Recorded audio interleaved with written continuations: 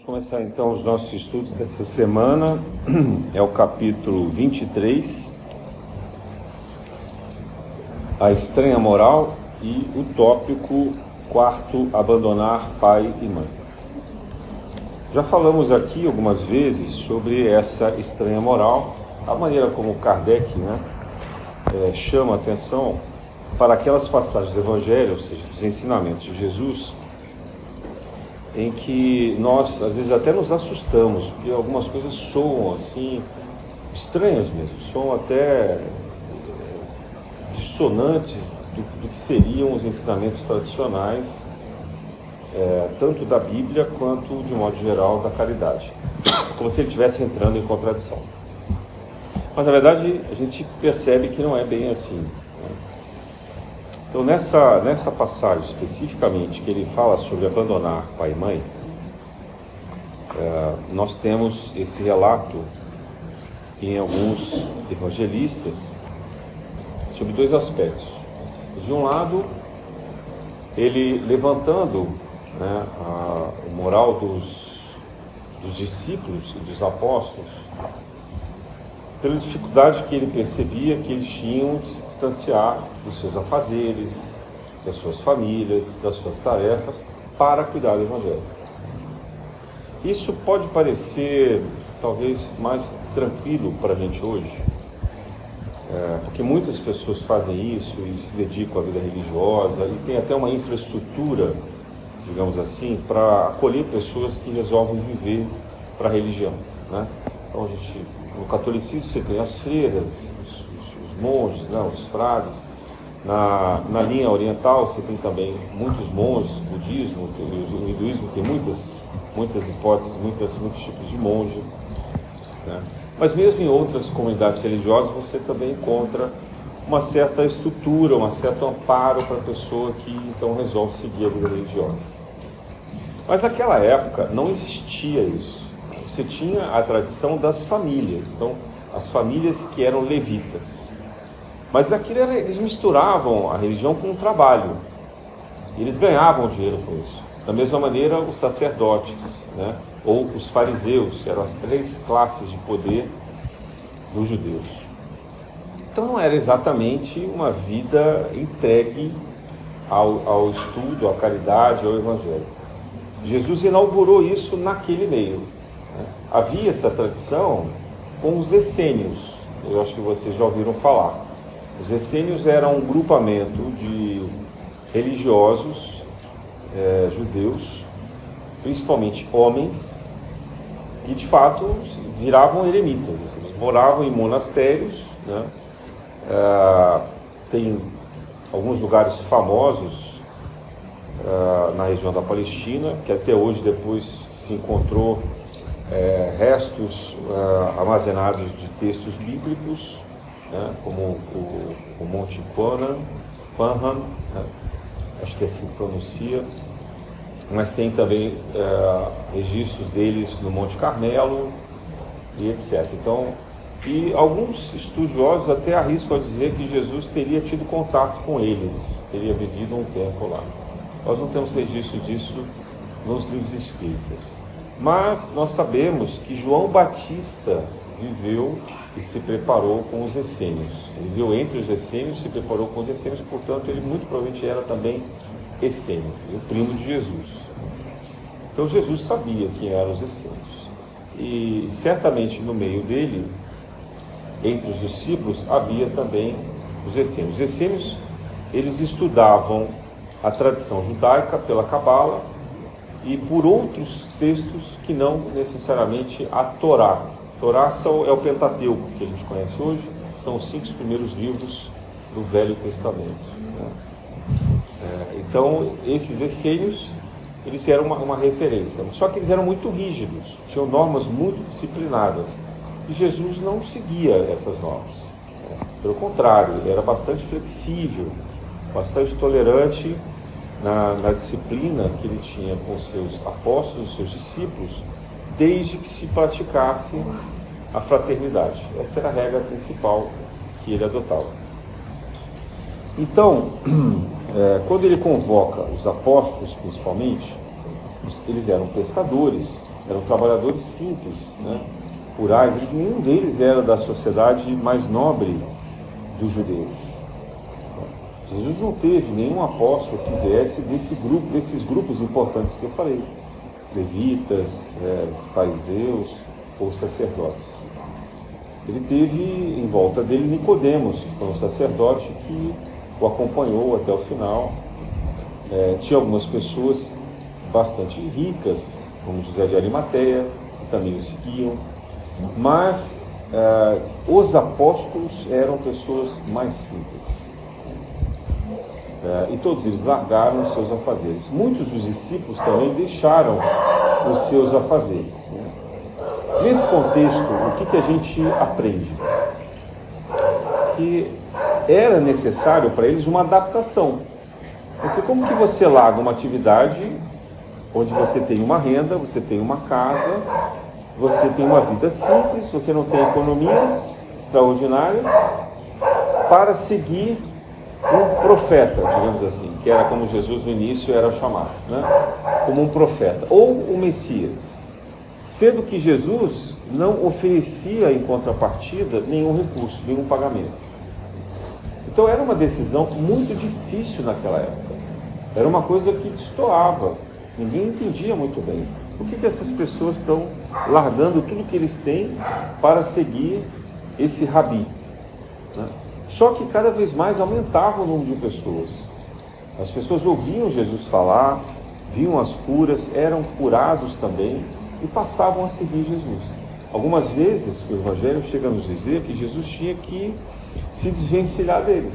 Então ele entrava no barco e pedia para os apóstolos atravessarem o lago de Genezaré para que as pessoas não pudessem seguir, porque eles estavam na terra, né? Então ele saía pelo lago. Ele também não queria que as pessoas abandonassem ele como um fanatismo, não era essa a proposta. A proposta de Jesus sempre foi a reforma íntima, mas era difícil para as pessoas compreenderem. Então, nesse momento, imagina-se que os apóstolos, os discípulos, estivessem um pouco preocupados com essa condição. E aí Jesus, então, acalma o coração deles, dizendo: olha, todo aquele que abandona a sua casa, a sua família, os seus afazeres, e me segue o trabalho do meu Pai, receberá ainda na terra a recompensa por tudo isso que está fazendo, e mais ainda na vida eterna, na espiritualidade. Então esse contexto para nós é muito importante, porque essa mensagem ganha uma dimensão reconfortante, né? Ganha uma dimensão de amparo, de ambiente onde as pessoas de fato compartilharam. Bom, aí nós temos vários exemplos também das circunstâncias em que essa fraternidade se mostrava muito eficaz, né? muito eficiente. Apesar de bastante espontânea, ela era também muito eficiente. Isso se dá lá no milagre da multiplicação, chamamos de milagre, né? Da multiplicação dos pães e dos peixes, por exemplo, né? Onde uma multidão, estima-se que eram mais do que 5.000 pessoas, todos eles conseguem ter o alimento e a bebida para se satisfazerem nas suas necessidades básicas. Então, o que é isso? Principalmente a partilha. E a tradição cristã, os registros que a gente tem sobre os primeiros cristãos também demonstram isso. Principalmente da igreja de Antioquia, onde se diz que era onde houve a maior fraternidade cristã que se tem conhecimento. Então, as pessoas costumavam compartilhar o que tinham. Aqueles que tinham alguma reserva de dinheiro, né, como Maria Madalena, como Filipe, como Mateus, compartilhavam entre os demais o que os outros não tinham, né, e ajudavam. E alguns desses apóstolos eram casados. Pedro, por exemplo, a gente sabe, porque Jesus curou a sogra dele, né? Nós não sabemos se ele teve filhos, mas é possível que ele tivesse também. Então, Jesus se preocupava com isso. Mas, de fato, não há no Evangelho uma lição sobre a economia, como que essa economia funcionava além dessa condição de fraternidade, ou seja, de todo mundo dispor do que tem, do que pode fazer. No Espiritismo, a gente se inspira nisso também, de forma que aquilo que está ao nosso alcance possa servir também à manutenção das casas espíritas. A gente não pede dinheiro, não existe coleta de recursos numa casa espírita como a nossa. Nem o nosso guia espiritual recomenda que seja feito isso, muito pelo contrário, ele pede que não haja coleta de recursos materiais, mas que a gente assuma, por exemplo, tarefas. Então, pessoas que se responsabilizam pela limpeza, pessoas que se responsabilizam pelo suprimento de materiais que são utilizados na casa, os outros vão cuidar da alimentação, outros cuidam da água, e assim por diante. Quer dizer, isso é uma atribuição da fraternidade, e fazendo isso de modo invisível, que é o melhor de tudo, Quer dizer, que se possa fazer com o coração, e não por conta da vaidade, não por conta do reconhecimento, não por conta de qualquer mérito que se possa receber. Apesar disso, Jesus diz que ainda nessa encarnação e em outras futuras e na vida espiritual, essa dedicação, essa fraternidade, essa caridade será amparada e recompensada de alguma forma. Bom, eu penso assim, que a espiritualidade está cuidando dos nossos filhos, por exemplo, dos nossos netos quando nós estamos aqui, dos nossos parentes, dos nossos familiares. Porque se nós estamos aqui, eles precisam de algum amparo. Quando eu digo isso, pode ser os nossos pais também, pode ser qualquer pessoa que necessita do nosso auxílio.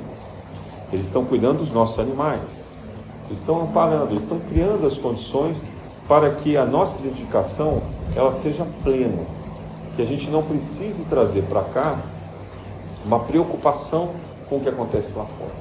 Eventualmente pode acontecer alguma coisa? Pode, mas ainda assim eles estarão assistindo os nossos parentes, nossos familiares, aqueles que necessitam de nós nesses momentos. Há uma curiosa passagem na vida de Santo Antônio de Pádua. Ele que era formado em advocacia, mas preferiu seguir o sacerdócio, desenvolveu inúmeras faculdades mediúnicas. Ele tinha a mediunidade da fala, da intuição, da psicofonia, tinha o que a gente chama de desdobramento e ubiquidade, estar em mais de um lugar ao mesmo tempo, se materializar em outros locais ao mesmo tempo. Em uma condição específica, ele estava, se não me falha a memória, na Espanha, e celebrando a missa, fazendo lá, praticando os sacramentos religiosos, quando lhe vem uma mensagem de um espírito amigo, dizendo que o seu pai estava sendo julgado naquele momento por um crime que ele não havia cometido em Portugal. E aí esse espírito assume a fala dele no púlpito, o trabalho dele, então como se fosse uma incorporação, a gente diria isso no Espiritismo, como se fosse uma incorporação que o público não percebeu, de uma forma muito discreta. E ele então, em desdobramento, vai até Portugal, onde o pai se encontrava, se apresenta no tribunal como advogado do pai, defende o pai, salva o pai, e quando o pai está livre, ele retorna para concluir o trabalho dele. Então, esse é um exemplo muito rico de como a espiritualidade pode, no extremo, nos ajudar. Como é possível que a gente mantenha essa confiança, esse compartilhamento das atribuições, mas, ao mesmo tempo, coloque em primeiro lugar o nosso amor ao trabalho espiritual, amar a Deus sobre todas as coisas. É sobre isso que trata essa passagem do Evangelho. O amar a Deus sobre todas as coisas. Uma tarefa muito difícil. Então, a primeira circunstância, narrada em 2 episódios do Evangelho, é essa. É Jesus confortando as pessoas que tomaram essa iniciativa, acalmando o coração delas e trazendo essa mensagem de que a espiritualidade cuida daqueles que elas não podem cuidar agora. E ao mesmo tempo há vamos usar essa expressão recompensa, certamente não foi essa a palavra que ele usou, né? Mas há uma forma de compensação talvez, né? Há um retorno do bem que a gente faz. Quer dizer, a espiritualidade retribui isso, não em dinheiro, né? Não em bens materiais, mas em benefícios espirituais que vão nos fortalecer, vão possibilitar o nosso crescimento, nosso aprimoramento e também daqueles que compartilham conosco. Mas há uma segunda parte, né, citada no Evangelho de Lucas, em que Jesus alerta para aqueles que, tendo deixado então, os seus pais, os seus afazeres, o seu trabalho, a sua tarefa, e priorizado a atividade espiritual, olham para trás, preocupados, arrependidos, e tentam administrar duplamente. Então eu sou um pouco dedicado ao trabalho espiritual e um pouco dedicado à minha família. Jesus diz que isso não é possível. Na leitura que nós fizemos, não sei se foi a semana passada ou retrasada, nós falamos sobre amar, servir a Deus e a Mamon, né? Quer dizer, não é possível fazer isso. Por que não é possível? Porque há um lapso na fé. Quando a gente tenta dividir essas tarefas, onde o nosso coração está dividido, e aí quando a gente diz dividido, é porque na verdade ele está lá, não está aqui, né?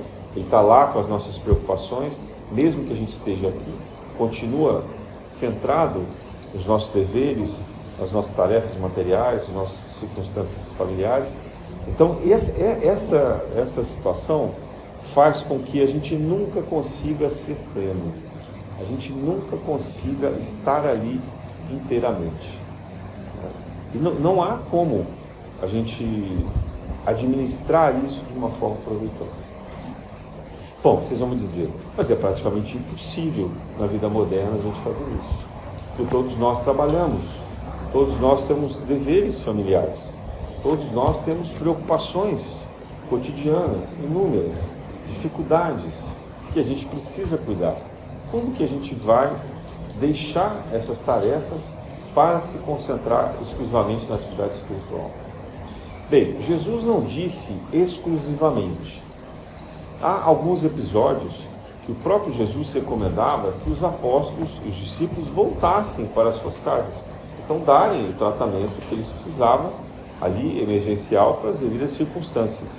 Quem assistiu a série Chosen, né, The Chosen, ele mostra isso em alguns episódios, até de uma forma bastante ilustrativa para a gente, né? Mas aqui, tratando do Evangelho, quer dizer, Jesus não poderia ignorar as nossas dificuldades materiais. Assim como Deus, como fonte criadora, também não ignora.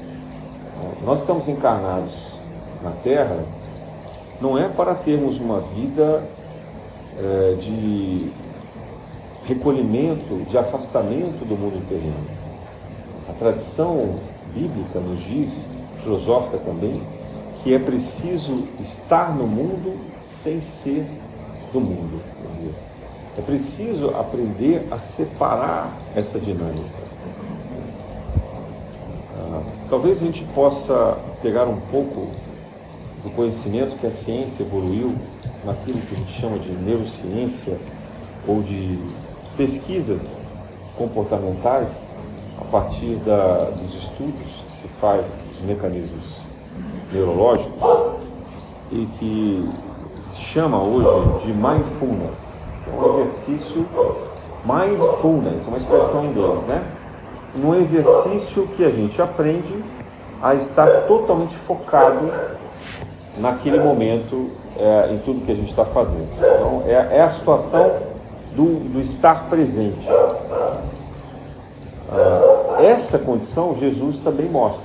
Assim, se nós estivermos no trabalho espiritual, que nós sejamos integralmente os representantes ativos desse trabalho.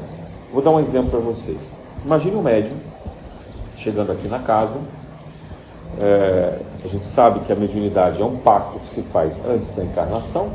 Então, assim, o espírito que vai trabalhar conosco, os nossos mentores, nossos guias, eles se conectam em nós antes da encarnação, acompanham a gente durante o desenvolvimento fetal, do útero ainda, para que o nosso DNA, para que a nossa formação genética desenvolva possibilidades dessa conexão, vamos dizer assim, ultrafísica, né? Para que a nossa pineal, para que as nossas células abram espaço para a comunicação, para que o nosso sistema nervoso permita esse trabalho integrado, vamos dizer assim, com os espíritos que nos acompanham. Então, alguém que apresenta uma característica de mediunidade, como a psicografia, a incorporação, a psicofonia, a vidência, assim por diante, não desenvolveu aqui, não fez nenhum cursinho aqui e saiu ali com um certificado, um diploma e diz, agora eu sou médium, agora eu vou trabalhar. Pode até fazer um cursinho para poder aprimorar, é importante que estude, mas não é o curso que garante o desenvolvimento mediúnico. O que garante a mediunidade é a preparação anterior à encarnação, com o pacto que se faz com esses espíritos fraternos, espíritos que nos auxiliam, até para a gente poder reparar os males, as falhas que nós cometemos nas vidas anteriores. Então chega um determinado médium, numa casa espírita, os espíritos se apresentam ao lado dele, começam a preparar o médium para o trabalho, né?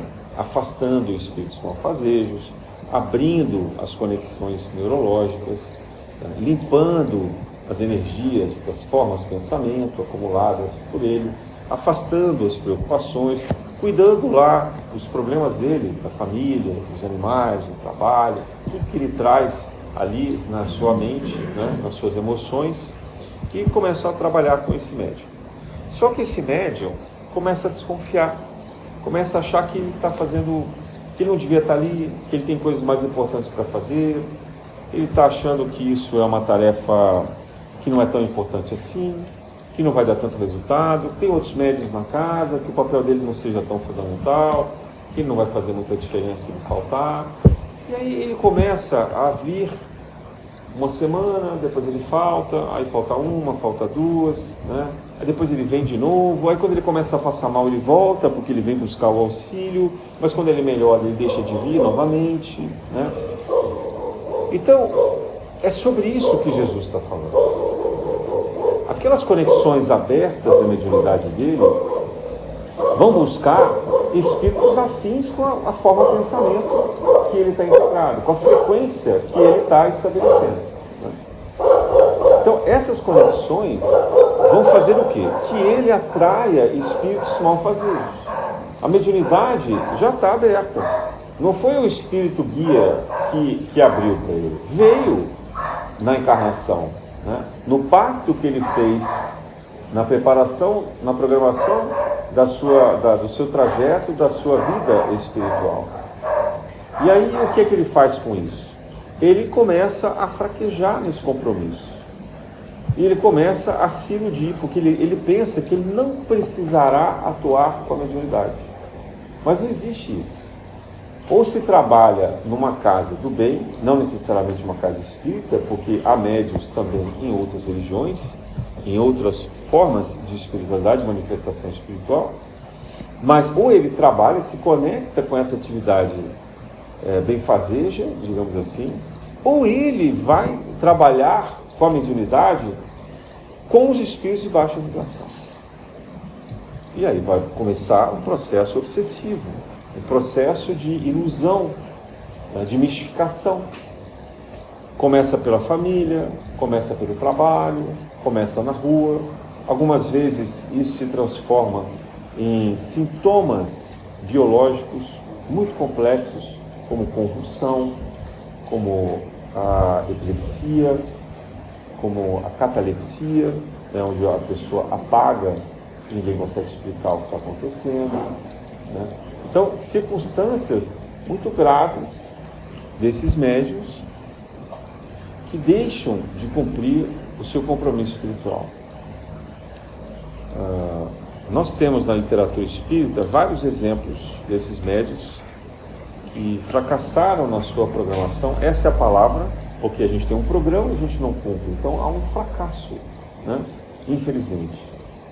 E que depois passam por um tremendo arrependimento, um processo muito duro de recuperação na desencarnação, e tem muita dificuldade, às vezes, de voltar a ter uma oportunidade como teve antes, de trabalhar com a mediunidade equilibrada.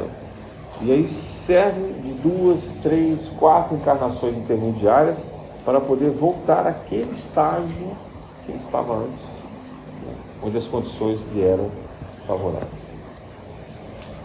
Bom, pensemos o seguinte: Jesus nunca falou sobre mediunidade, porque não era a missão dele trazer todos os ensinamentos, principalmente para aquela comunidade rude, humilde, analfabeta ou semi-analfabeta, inclusive porque a filosofia e a ciência da época não seria capaz de compreender esses fenômenos. A tradição judaica, inclusive, era extremamente contrária a qualquer comunicação com os mortos.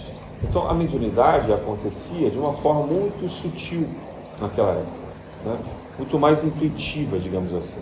E Jesus foi desenvolvendo a mediunidade, ou equilibrando, na verdade, a mediunidade dos seus apóstolos e seus discípulos, principalmente voltando para a cura, então eles poderem fazer a imposição de mãos, e também para a psicofonia, daí eles falarem em línguas, né? A expressão que se usa nos evangelhos. Então, eram esses dois fenômenos mais comuns entre os apóstolos e os discípulos. A possibilidade de curar pessoas pelo passe, então era o trabalho do passe, e o trabalho da intuição ou da psicofonia mesmo, pela incorporação, para aqueles discípulos, para aqueles apóstolos poderem pregar os ensinamentos de Jesus. Então, disseminar esses ensinamentos na vida pública, principalmente depois que ele retorna à parte espiritual. Mas, no nosso meio, depois de Kardec, principalmente, a mediunidade é um fenômeno cada vez mais comum. No dito popular, é muito comum a gente reconhecer o sexto sentido, né? Na verdade, não é o sexto, é uma conjunção de vários outros sentidos que a gente não sabe explicar, não tem ainda muitos documentos científicos, muitas pesquisas concatenadas, publicadas, então a gente aglomera isso em chamar de sexto sentido. Mas essa mesma ciência que estuda a neurologia, os fenômenos psíquicos, né, aponta hoje que nós não temos apenas 5 sentidos. Alguns chegam a enumerar 10 sentidos. Então seriam outras características de percepção sobre a vida. Por exemplo, nós falamos dos 5 sentidos que são voltados para o nosso exterior do corpo, não é isso? Então a gente tem a visão, o paladar, o tato, a audição, né? E a gente vai captando o que acontece no mundo exterior para interpretar pelo nosso cérebro e dar a isso uma denominação. A gente cria uma palavra, um conceito, uma imagem sobre isso. E com isso a gente vai explicando o mundo. A gente vai adquirindo escolhas. Eu gosto mais dos sabores adocicados, eu gosto mais dos amargos, né? O próprio cérebro vai nos indicando o que a gente deve comer por essa vontade de comer alguma coisa. Porque ele vai percebendo a carência do alimento no organismo e ele indica, então, esse desejo, por exemplo, de comer. Ou nós somos atraídos pelo odor, né? A gente sente um cheiro agradável, o cheiro de um lugar florido, né? O cheiro de um perfume, o cheiro de uma comida saborosa. Então isso tudo também nos atrai, né? Nos dá um certo prazer, e assim por diante. Mas além desses sentidos voltados para o exterior, já a ciência explica que há sentidos voltados para o interior. Então, como que o cérebro faz para identificar se alguma coisa não está funcionando bem num organismo específico, né? Num órgão específico? Imagina que você esteja com um problema no fígado. Então, há um sentido para detectar o funcionamento interno, né? Há um sentido para determinar o ritmo do batimento cardíaco, né, o ritmo sanguíneo, o ritmo do pensamento, da nossa ansiedade, da nossa agitação, o ritmo que a gente estabelece para permanecer ativo ou para a gente poder dormir e assim por diante.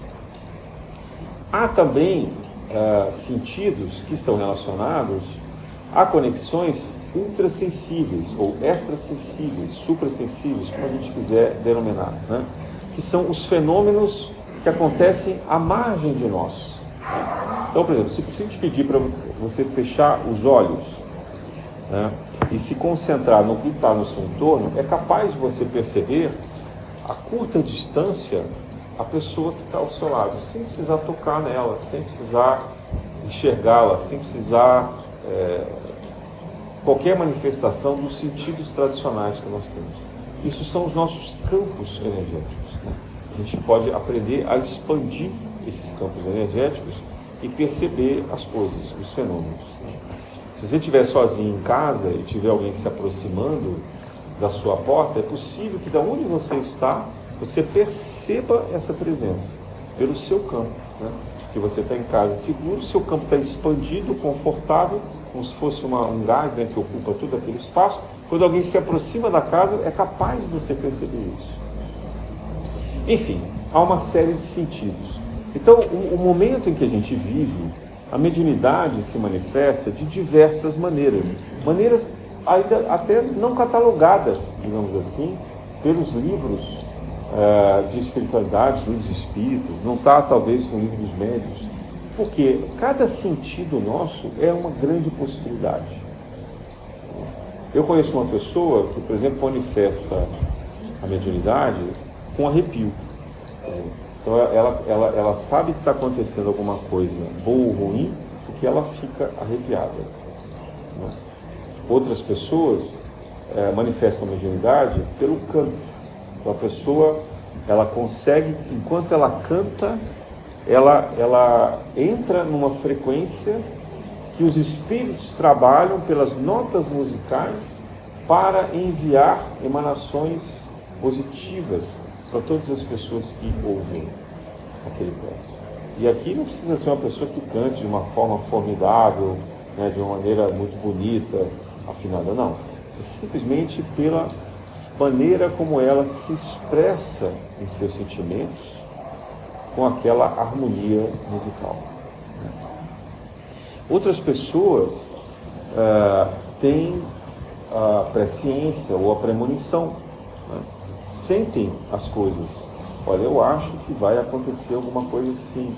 Sensações de perigo, sensações de ameaça, sensações positivas, né? Ou às vezes até temporais. E as pessoas são capazes de acertar se vai chover, se vai fazer sol, mesmo que haja alguma notícia diferente na previsão do tempo.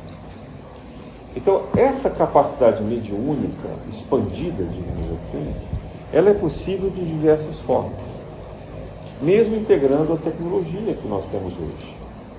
O que importa é cuidar da nossa atenção e da forma como a gente expressa essas emoções e esses pensamentos. Então, quando Jesus, voltando ao texto, né, quando Jesus nos diz que nós não devemos olhar para trás, significa que a gente deve ser capaz de desenvolver a nossa mediunidade, o nosso compromisso espiritual, de uma forma que a gente não se distraia e que a gente não permita arrependimentos, que a gente tenha de fato um compromisso firme com o trabalho que a gente estabeleceu, né? Ou a espiritualidade, ou seja, os nossos guias, os nossos mentores, eles irão buscar outros médios capacitados para aquele trabalho. Eles irão se afastar, porque eles não podem ficar ali esperando a nossa boa vontade indefinidamente. E olha que eles são muito pacientes, né? Então eu vou citar uma outra condição. Imaginem que agora aconteceu o contrário. Nós aqui desencarnamos e combinamos compromissos de sermos mentores ou guias espirituais de pessoas que vão reencarnar e nós ficaremos na espiritualidade acompanhando esse mesmo processo. A pessoa vem, é fecundado, né, num óvulo, espermatozoide, se desenvolve como bebê. Nós estamos acompanhando a primeira infância, ajudando a família a equilibrar, estamos amparando as necessidades primárias deles, ajudando na educação. Esse espírito vai crescendo, se desenvolvendo, vira adolescente. Durante a infância, às vezes ele nos vê, comunica com a gente, não sabe muito bem o que está acontecendo, aquela ideia do amigo invisível, né? A gente vai instruindo, aí vem a adolescência, vem o início da fase adulta, as necessidades de estudo, de trabalho. E em algum momento, essa pessoa se depara com uma necessidade de buscar um trabalho espiritual. E ela frequenta uma casa espírita, uma comunidade de umbanda, um jorei, uma comunidade de carismas no catolicismo, enfim, qualquer lugar, né, que tem uma manifestação espiritual. E a gente se aproxima, então, certamente felizes, porque ele está despertando, né, e aí acontece que esse médium começa a faltar, começa a se dedicar a outras coisas, começa a usar indevidamente essa possibilidade, essa capacidade mediúnica, né? Ele começa a querer usar isso no trabalho, usar nos seus relacionamentos e vai se desviando. Qual seria o nosso sentimento? Imaginando que essa pessoa tivesse uma programação espiritual de 75 anos, 80 anos, 90 anos de vida, será que a gente ficaria ao lado dela durante esse tempo inteiro, sabendo que ele não quer, ou ela não quer, trabalhar espiritualmente? Nós temos outros afazeres, nós temos outras coisas para desempenhar. Então é isso que acontece nas casas espíritas, quando a gente vê inúmeros médicos que se afastam, que abandonam os seus trabalhos. Assumiram esse compromisso antes de virem reencarnar, mas quando chega aqui, diante das dificuldades, e eu não estou diminuindo as dificuldades, porque cada um tem a dificuldade que é capaz de superar, abrem mão dessa oportunidade.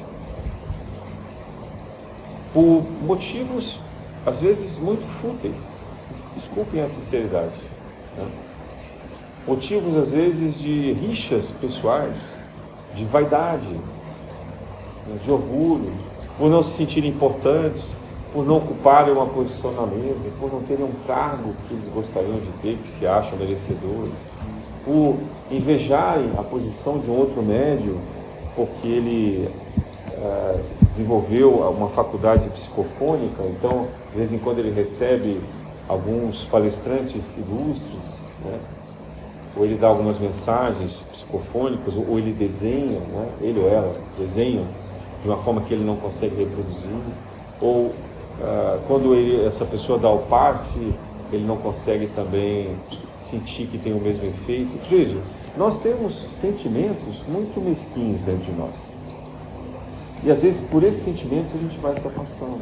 Mas se afasta ainda no início, porque depois, com o trabalho determinado, com o trabalho disciplinado, com o trabalho persistente, a nossa mediunidade cada vez mais vai se fortalecendo e a gente vai atraindo espíritos mais valorosos que vão se aproximar de nós e que vão desenvolver tarefas muito importantes.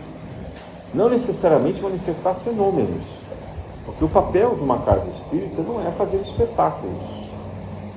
A grande parte das curas que acontecem nas casas espíritas, dos tratamentos, acontece no invisível, por espíritos que nós nem sequer reconhecemos, que pode ser de altíssima envergadura espiritual, mas que se mantêm ali ocultos, porque eles não vieram para serem reconhecidos, aclamados, agradecidos, né? Tidos por venerados por nós. Não, eles preferem o trabalho oculto, o trabalho humilde. E quem tem que aparecer é Jesus com o seu Evangelho e o nosso Pai Celestial, a sua fonte criadora. Então, há muitas vezes situações em que nós recebemos aqui a falange de Maria, um trabalho maravilhoso de cura. A gente até sente às vezes, nossa, aconteceu alguma coisa diferente hoje, tinha um perfume no ar, tinha uma luz, tinha uma coisa que me deixou bem, eu estava me sentindo mal, né? São falanges espirituais maravilhosas que vêm nos acolher. Mas Jesus nos diz, felizes são aqueles que não olham para trás. Felizes são aqueles que percebem a necessidade da renúncia, percebem a necessidade de serem julgados pelo mundo pelo seu descompromisso material. Ah, mas você podia ter uma carreira muito melhor se você se dedicasse mais. Você sempre sai daqui no horário das reuniões mais importantes, você não aceita viajar nos dias que a empresa determina que você tem reuniões, trabalhos espíritas. Você chega atrasado porque você de manhã faz um trabalho voluntário muito cedo, que acaba atrapalhando aqui as suas atividades.